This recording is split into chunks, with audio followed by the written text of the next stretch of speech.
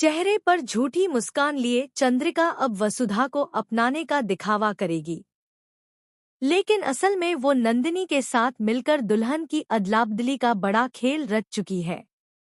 जी हाँ दोस्तों, सीरियल वसुधा की आने वाली कहानी में आने वाला है जबरदस्त शॉकिंग ट्विस्ट, जहां आखिरकार देव और वसुधा ये तय कर लेते हैं कि अब वो सबके सामने अपने प्यार और शादी की सच्चाई बता देंगे।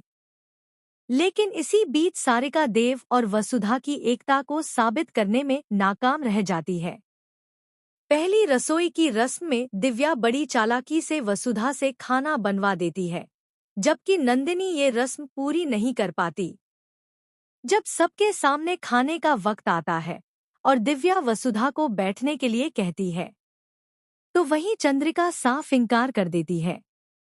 वो कहती है, वसुधा इस परिवार का हिस्सा नहीं, और जब नंदिनी होने वाली बहू होकर नहीं बैठ सकती, तो वसुधा कैसे?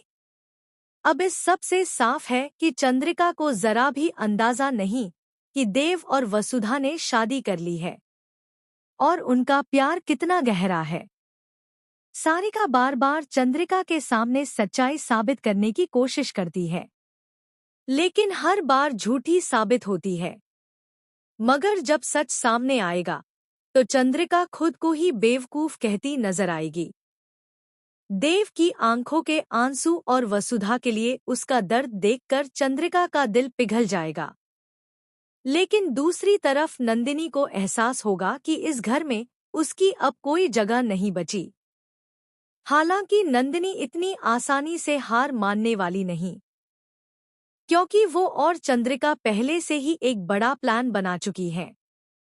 असल में दोनों एक दूसरे को बहुत पहले से जानती हैं, और नंदिनी का इस घर में आना चंद्रिका की चाल का हिस्सा था।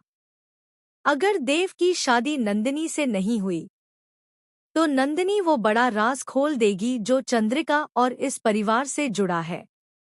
इसी राज की धमकी देकर वो चंद्रिका को कंट्रोल कर रही है।